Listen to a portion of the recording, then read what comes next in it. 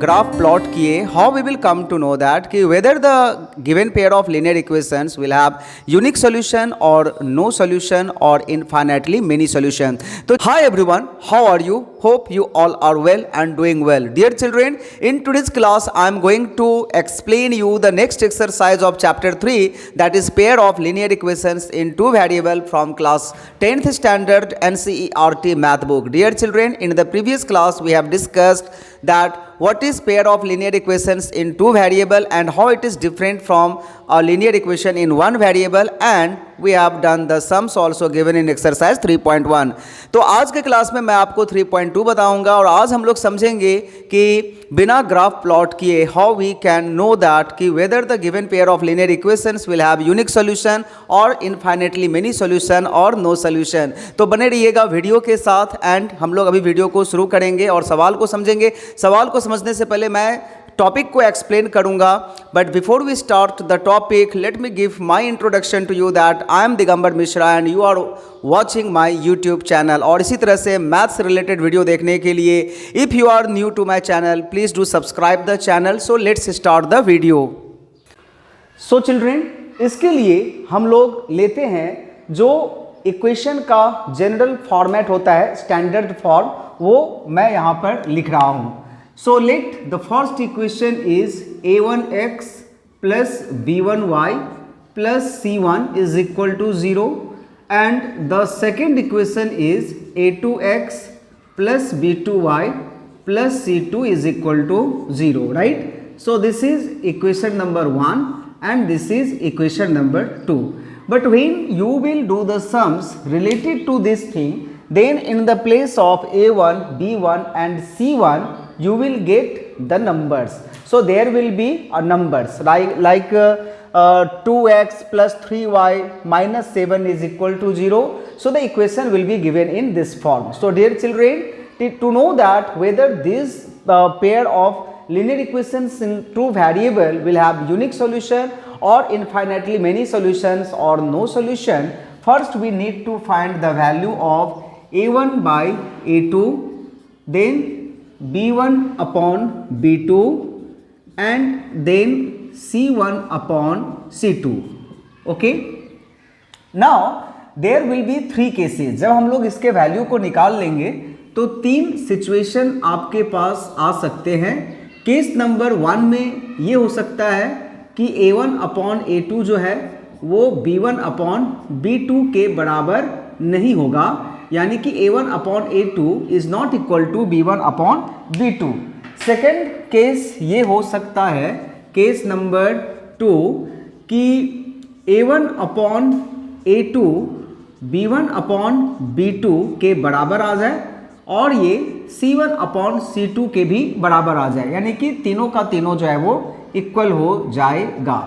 और case number 3 ये हो सकता है कि a1 अपॉन a2 जो है वो b1 अपॉन b2 के इक्वल में आएगा, but this will not equal to c1 upon c2। तो यहाँ पर देखिए, अगर a1 by a2 not equal to b1 by b2 आ जाए तो फिर हमें आगे बढ़ने का काम ही नहीं है। We will stop here and we will write कि the pair of linear equation will have the unique solution. Unique solution का मतलब क्या होता है कि अगर हम लोग ग्राफ इसका प्लॉट करेंगे तो लाइन जो है वो एक पॉइंट पर इंटरसेक्ट करेगा and this will be the solution, यानी कि इसका एक सॉल्यूशन निकलेगा। x का एक वैल्यू आएगा, y का एक वैल्यू आएगा, both the variables will have answer, value निकलेगा, ठीक है ना। और अगर ये केस आएगा देन होगा infinitely many solution, infinitely many solution.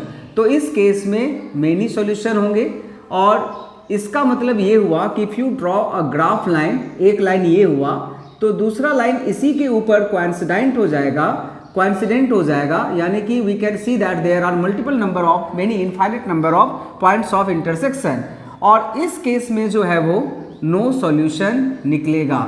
This is the case where equation will not have any solution. That means if you draw a graph for this type of equation then the lines will be parallel. तो I hope ये जो concept था unique solution, infinitely many solution and no solution का, वो आपका clear हो गया होगा। ये और भी अधिक क्लियर होगा if I show you one example. So dear children, for this I have taken a question from NCERT book, question number 2.1. This is exercise 3.2.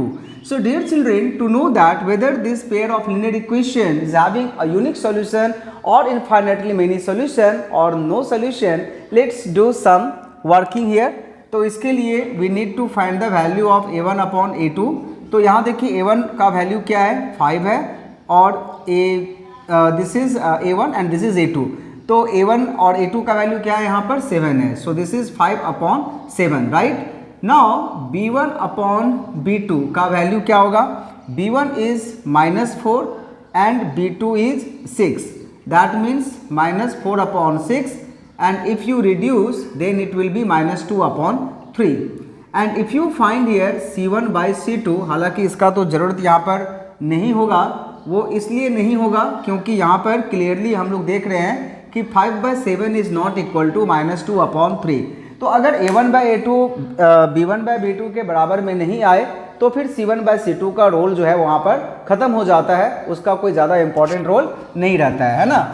So here we can see that कि a1 upon a2 is not equal to b1 upon b2. तो since they are not equal, therefore the pair of linear equation is having a what, unique solution. ठीक है ना, unique solution. तो ये unique solution हो गया. और इसी तरह से आप जो है वो बाकी का जो सवाल है वो आप समझ सकते हैं इसी फार्मूला से. First you calculate a1/a2, then b1/b2 and then c1/c2, और देखिए कि वो किस फॉर्मेट में यहाँ पर इससे फिट हो रहा है. जिस फॉर्मेट में वो आ रहा है उस हिसाब से you can write unique solution, infinitely many solution और no solution.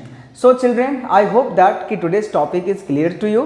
Thank you everyone for watching the video till the end. Bye bye.